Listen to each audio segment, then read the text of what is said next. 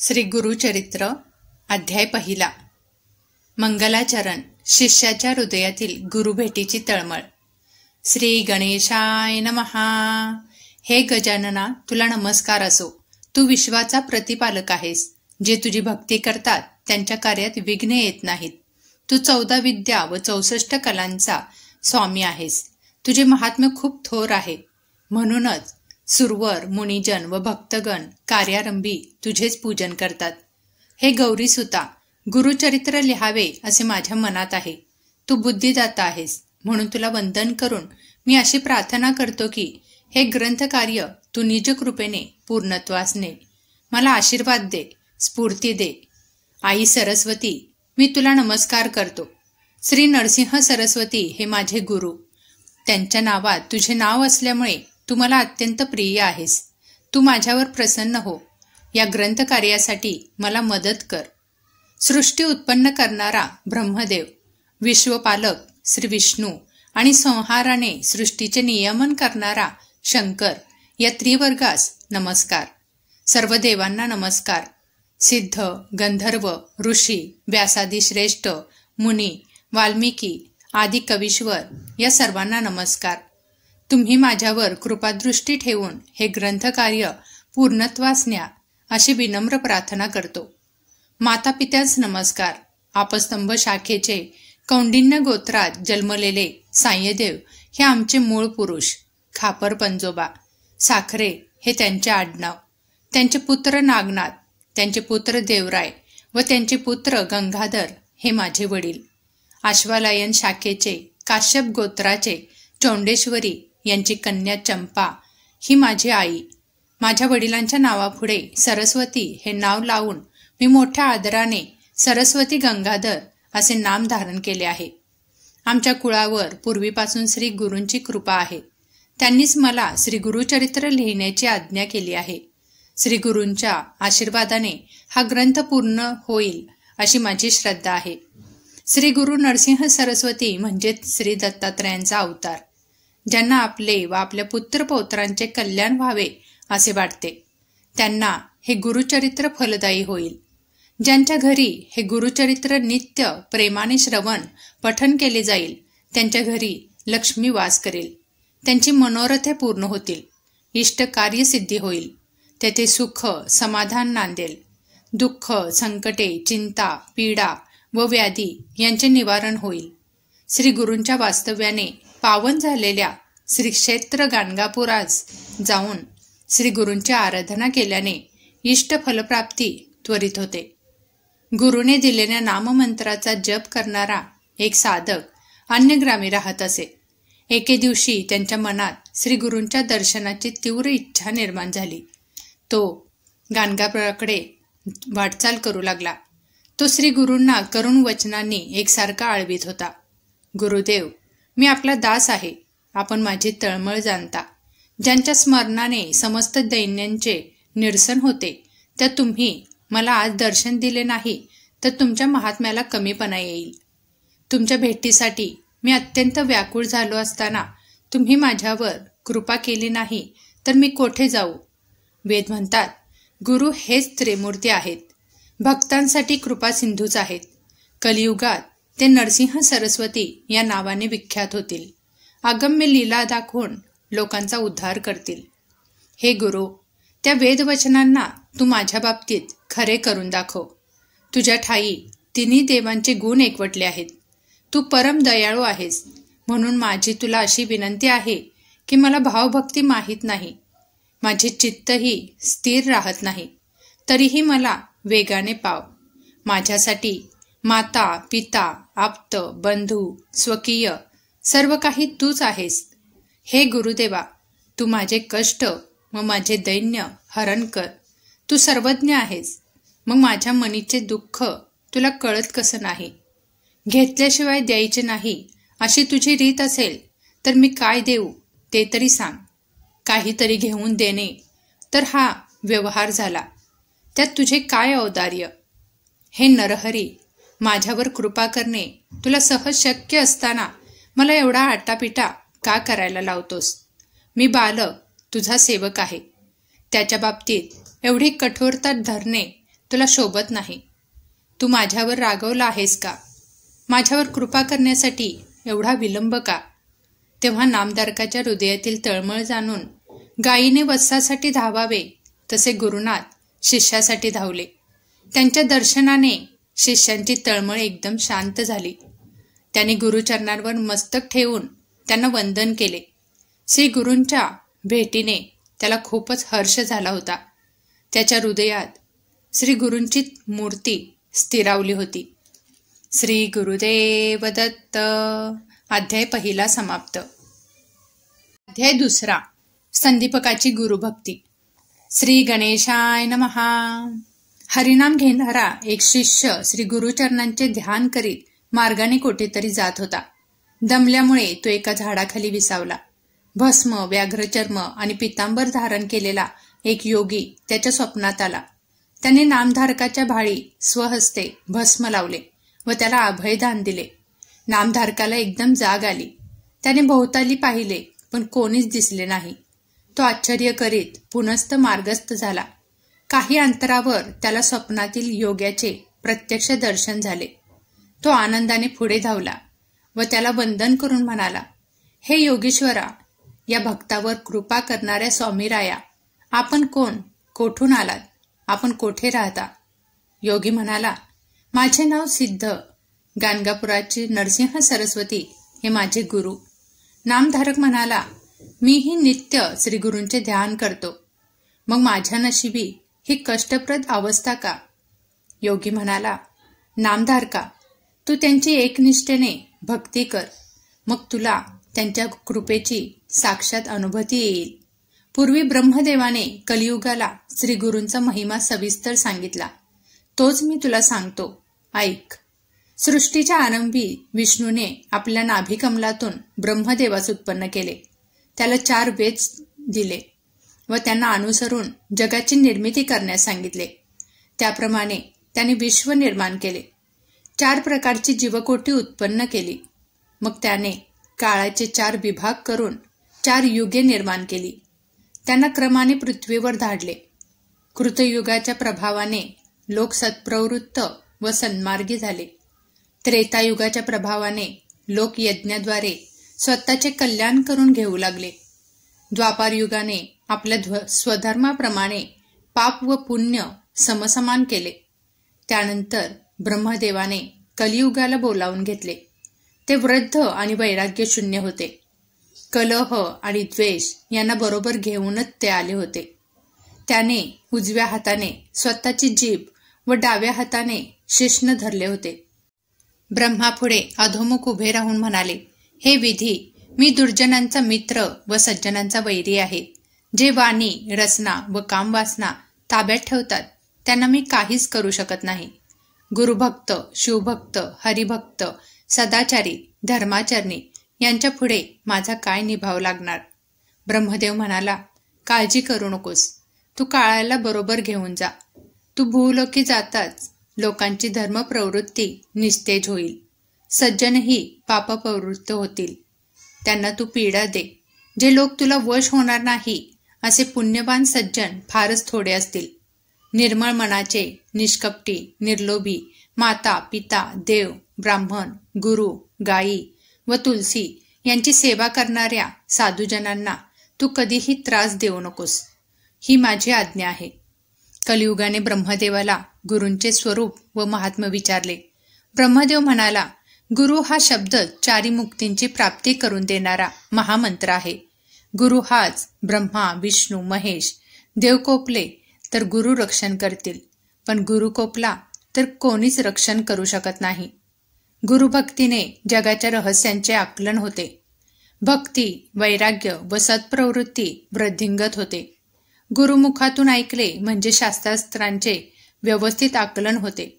गुरूंच्या सेवेने कायिक, वाचिक व मानसिक शुद्धी आणि सर्व प्रकारच्या सिद्धी प्राप्त होतात. याविषयीची एक कथा सांगतो, ऐक. पूर्वी गोदावरीच्या तीरी अंगिरस ऋषींच्या आश्रमात पैल ऋषींचे शिष्य असलेले वेदधर्म नावाचे मुनी राहत असत. ते आपल्या शिष्यांकडून वेदशास्त्रांचा अभ्यास करून घेत असत. एकदा ते सर्व शिष्यांना उद्देशून म्हणाले, माझे पूर्वजन्मींचे शेष पापभोग याच देही भोगायचे आहे. यासाठी मी काशीत जाणार आहे.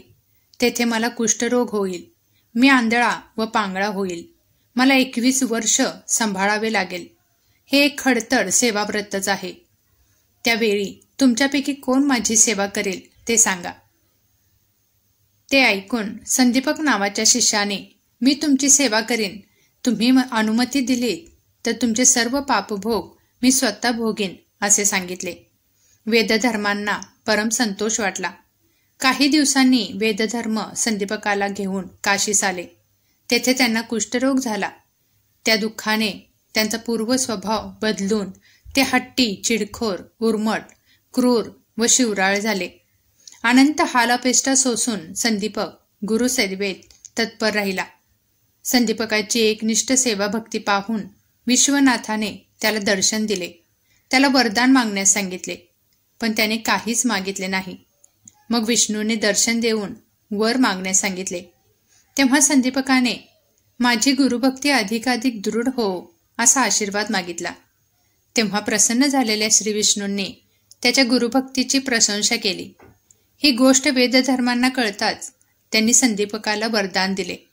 शिष्योत्तमा, तू काशी क्षेत्री चिरकाल वास करशील. तुझ्या स्मरणाने लोकांचे दुःख दैन्य जाऊन त्यांचे कल्याण होईल. वेदधर्मांनी शिष्यांची परीक्षा घेण्यासाठीच कुरूप धारण केले होते. त्यानंतर ते दिव्य देही झाले. लोकांच्या कल्याणासाठी आपल्या शिष्यासह काशीतच राहिले. सिद्ध म्हणाला, नामधारका, गुरुचे महात्म्य लक्षात घेऊन त्यांची दृढ भावाने सेवा भक्ती करावी. गुरुभक्तांवर शंकर नेहमीच प्रसन्न असतो. श्री गुरुदेव दत्त. अध्याय 3. अंबरीशाची कथा. श्री गणेशाय नमः. सिद्धयोग्याच्या मुखातून गुरुमहिमा श्रवण केल्याने नामधारकास खूपच प्रसन्न वाटले. तो म्हणाला, हे मुने, तुम्ही माझ्या मनातील संशय घालविलात. तुम्ही मला उद्धाराचा मार्गच दाखवून दिलात. आता स्वतःविषयी काही सांगा. मी आपला दास होऊ इच्छितो. सिद्धाने त्याला प्रेमाने जवळ घेतले व म्हणाला, ज्या ज्या स्थानी माझे गुरु राहत होते तेथेच मी वास करतो. गुरुस्मरण हाच माझा आहार आहे. मग सिद्धाने नामधारकाला श्री गुरुचरित्र ग्रंथ दाखविला व म्हणाला, या ग्रंथात श्री गुरूंचे अगाध महात्म्य सांगितले आहे. मी याचे नित्य पठन करतो. याच्या श्रवणाने भाविकांचे इष्ट मनोरथ पूर्ण होतात. ज्ञानप्राप्ती होते. सर्व प्रकारचे ऐश्वर व सुख प्राप्त होते. या ग्रंथाचे भावभक्तीने सप्ताह पारायण केल्याने कार्यसिद्धी होते. निपुत्रिकाला पुत्र होतो. ग्रहपीडा, रोगपीडा, ब्रह्महत्यादी पातके यांचे निवारण होते. बंधनातून मुक्ती मिळते. आयुष्य, आरोग्य व सद्बुद्धी लाभते. ते ऐकून नामधारक उत्साहित होऊन म्हणाला, हे मुने, तुमच्या रूपाने मला साक्षात्कारी गुरुच भेटला आहे. श्री गुरुचरित्राचे श्रवण घडावे अशी माझी खूप इच्छा होती. ती इच्छा तुम्ही पूर्ण करा. त्याने नामधारकाला आपल्या समवेत भीमा अमरजा संगमावर नेले. ते दोघे एका अश्वस्थाखाली बसले. सिद्धयोगी नामधारकास म्हणाला, वत्सा, श्री गुरूंचे दास्य कसे करावे हे तुला माहीत नव्हते, म्हणूनच तुला चिंता व कष्ट भोगावे लागले.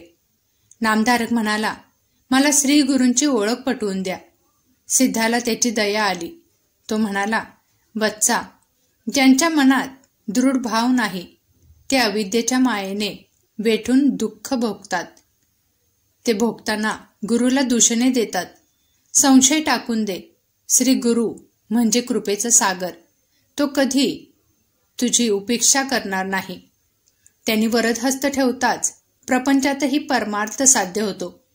तू निसंदेह होऊन एकाग्रतेने गुरुभक्ती कर. सर्व भावे श्री गुरुचरणांना शरण जा. नामधारकाने हात जोडले व म्हणाला, स्वामी, आपण धन्य आहात. आपण माझा संशय घालविलात. आता श्री गुरूंचे चरित्र ऐकवा. सिद्ध म्हणाला, वत्सा, अंतःकरणात श्री गुरूंविषयी जाणून घेण्याची तीव्र उत्कंठा असल्याशिवाय कथाश्रवणाचा आनंद मिळत नाही. या ग्रंथाच्या श्रवणाने तुला 4 पुरुषार्थ साध्य होतील असा माझा आशीर्वाद आहे. कलियुगात 3 देव एकच मनुष्य रूपाने अवतार घेऊन आले. तेच श्री गुरु होत. आदी वस्तू ब्रह्म निर्गुण व निराकार आहेत. प्रपंचामध्ये 3 गुणांना अनुसरून त्यांच्या 3 मूर्ती झाल्या, ब्रह्मा, विष्णू आणि महेश. ब्रह्मा रजगुणाने सृष्टी निर्मिती करतो. विष्णू सत्वगुणाला अनुसरून तिचे पालन पोषण करतो, तर रुद्र तमोगुणामुळे संहाराचे कार्य करतो. ते तिघे कार्य व स्वरूपाने भिन्न वाटत असले तरी भिन्न नाहीत. ती चक्राहत चालवणे ही जी परमाची शाश्वत लीला आहे, तिला ते सहाय्य करतात. हे तिन्ही देव कारण परत्वे अवतार घेऊन पृथ्वीचा भार उतरवतात. भक्तांच्या रक्षणासाठी भगवान विष्णूने 10 अवतार घेतले. ती कथा अशी आहे. एकादशीचे व्रत करणारा अमरीश ब्राह्मण सर्व काळ हरिचिंतन करायचा. त्याची व्रतनिष्ठा सर्वश्रुत होती. एकादशी व्रत करणारे द्वादशीला भोजन करतात. त्यावेळी पारणे फेडण्याआधी कोणी अतिथी घरी आल्यास त्याला आधी भोजन देऊन मगच आपण जेवावे असे शास्त्र सांगते. एके दिवशी दुर्वासांनी त्याची परीक्षा घेण्याचे ठरवले. त्याचे व्रत भंग करण्याच्या उद्देशाने ते द्वादशीला मुद्दाम त्याच्या घरी आले. त्या दिवशी द्वादशी तिथी घटकाभरच होती. पारणे करायचे तर तेवढ्या अवधीतच अन्नग्रहण करणे क्रमप्राप्त होते. अंबरीशाने दुर्वासांचे स्वागत केले. जेवणापूर्वी दुर्वास ऋषी स्नान, देवतार्जनादी नित्य अनुष्ठानासाठी नदीवर जाण्यास निघाले. अंबरीशाने त्यांना आपली अडचण सांगून लवकर येण्याची विनंती केली, पण ते आलेच नाहीत. शेवटी व्रतभंग होऊ नये म्हणून त्यांनी नुसते तीर्थ घेऊन पारणे केले. दुर्वासांसाठी भोजन तयार करून तो त्यांची वाट पाहू लागला. तेवढ्यात त्यांचे आगमन झाले. अंबरीशाकडे रागाने पाहून ते म्हणाले, दुरात्मा, अतिथीला न घेता भोजन केलेस. या माझ्या अपमानाबद्दल तुला सर्व योनीत जन्म घ्यावे लागतील. ती शापवाणी ऐकून अंबरीशाला रडू आले. आपल्या भक्ताची कैवल्यवाणी अवस्था पाहून भगवान विष्णू तेथे प्रकट झाले. ते दुर्वासांना म्हणाले, ऋषीवर्य, तुम्ही माझ्या भक्ताला शाप दिलेला असला तरी त्याचे रक्षण करणे हे माझे आद्य कर्तव्य आहे. त्याचा शाप मी भोगीन. दुर्वास महाज्ञानी होते. पुढील काळात दुर्जनांना शासन करून भक्तांचा उद्धार करण्यासाठी भगवंताला अवतार घेणे सोयीचे व्हावे म्हणून हा शाप निमित्त होऊ शकतो. हे लक्षात घेऊन ते म्हणाले, प्रभू, परोपकारासाठी शाप भोगताना तू विविध स्थानी व विविध योनीत असे एकूण 10 अवतार घे. त्यानंतर विष्णूने मत्स्य, कूर्म, वराह, नरसिंह, वामन, परशुराम, राम, कृष्ण व बुद्ध असे क्रमाने 9 अवतार घेतले. पुढे कल्की नावाने 10वा अवतार होणार आहे. आता मी तुला दत्तावताराची कथा सांगतो, ऐक. श्री गुरुदेव दत्त. अध्याय 3 समाप्त. श्री गुरुदेव दत्तात्रयांची जन्मकथा. श्री गणेशाय नमहा. सिद्धयोगी नामधारकाला दत्त जन्माख्यान सांगू लागला. तो म्हणाला, बच्चा, सृष्टीच्या उत्पत्तीपूर्वी सर्व जलमय होते. नंतर त्यात हिरण्यगर्भ निर्माण झाले. हिरण्यगर्भ म्हणजेच रजोगुणाने उत्पन्न झालेला ब्रह्मा. त्याला ब्रह्मांड असेही म्हणतात. त्याची 2 शकले झाली, आकाश आणि भूमी. ब्रह्माने त्यामध्ये 14 भुवनांची रचना केली. 10 दिशा, काळ, मन, बुद्धी, वाणी व कामादी षडविकार उत्पन्न केले. मग त्या सृष्टीची रचना करण्यासाठी मरीची, अत्री, अंगिरस, पुलस्त, पुलह, क्रतू आणि वसिष्ठ असे 7 मानसपुत्र निर्माण केले. अनसूया ही अत्री ऋषींची पत्नी. ती महान पतिव्रता होती. पतिसेवेने तिचा पुण्यप्रभाव इतका वाढला की त्या पुण्यबळावर ती स्वर्गाची स्वामिनी होते की काय अशी देवांना चिंता वाटू लागली. इंद्रादिकांनी ब्रह्मा, विष्णू आणि महेश यांची भेट घेऊन या चिंतेचे निवारण करण्यास सांगितले. इंद्र म्हणाला, अनसूया पतिभक्त आहे. तिच्या अलौकिक आचरण पाहून सूर्यही घाबरतो. तिला त्रास होऊ नये म्हणून अग्नी, वायू, पृथ्वी हे सर्वच सौम्य होतात. तिला उपद्रव झाल्यास ती आम्हाला शाप देईल की काय अशी सतत भीती वाटते. यावर काहीतरी निश्चित उपाययोजना करावी. अनसूयेने सत्व पाहण्यासाठी ते भिक्षुक रूपाने अत्रीच्या आश्रमात आले. त्यावेळी अत्री ऋषी अनुष्ठानासाठी बाहेर गेले होते. आश्रमात अनसूया एकटीच होती. त्यांनी तिला हाक मारली व म्हणाले, आम्ही ब्राह्मण अतिथी खूप भुकेलेलो आहोत. तुम्ही इच्छा भोजन देता अशी कीर्ती ऐकून येथे आलो आहोत. अनसूयेने त्यांचे यथोचित स्वागत केले. ते म्हणाले, आम्ही स्नानादी कर्मे करूनच आलो आहोत. अत्री येईपर्यंत थांबणे आम्हाला शक्य नाही. त्वरित भोजन देत असाल तर ठीक, नाहीतर आम्ही जातो. त्यांचे म्हणणे मान्य करून अनसूयेने त्यांना आश्रमात नेले. त्यांना पाटावर बसवले, पात्रे मांडली. तेव्हा भिक्षुक म्हणाले, हे सती, आम्ही तुझ्या सौंदर्याची कीर्ती ऐकून येथे आलो आहोत. तुझ्या हातच्या स्वयंपाकाची चव घ्यावी आणि तुझे विवस्त्र सौंदर्य पाहावे अशी आमची इच्छा आहे. तू नग्न होऊन आम्हाला वाढणार असशील तरच आम्ही जेवू, अन्यथा निघून जाऊ. हे ब्राह्मण आपले सत्व पाहण्यासाठी आलेले कोणीतरी श्रेष्ठ महात्मा आहेत हे अनसूयेच्या लक्षात आले. अतिथी विन्मुख गेले तर पतीच्या आज्ञेचे उल्लंघन, विवस्त्र होऊन वाढावे तर पतिव्रतेचा धर्म मोडतो. प्रसंग बिकट आहे, मार्ग तर काढलाच पाहिजे. आज माझ्या पतीच्या तपश्चर्येची परीक्षा आहे, तीच माझे रक्षण करेल. असा विचार करून तिने अतिथीच्या मागणीला होकार दिला. ती स्वयंपाकघरात गेली. तेथे विवस्त्र होऊन पकाण्याची पात्रे उचलली व माझ्या पतीची तपश्चर्या श्रेष्ठ असेल तर हे तिन्ही अतिथी लहान बालके होतील असे म्हणून ती बाहेर आली. तर काय आश्चर्य, त्या भिक्षुकांची ताने बालकी झाली होती. ती भुकेने व्याकुळ होऊन रडू लागली. अनसूया अचंबित झाली. मग स्वतःला सावरून तिने वस्त्र नेसून आली. मातृसुलभ वात्सल्याने तिला पाना फुटला. तिने एकेकाला मांडीवर घेऊन त्यांना स्तनपान दिले. ती त्रिदेवांची माता झाली. तिने तिघांना नाहू माकू घातले आणि पाळण्यात घालून निजवले. मध्यान्ह समयी अत्री आश्रमात परतले. पाळण्यात झोपलेल्या बालकांना पाहून त्यांना मोठे आश्चर्य वाटले. अनसूयेने त्यांना सर्व वृत्तांत सांगितला.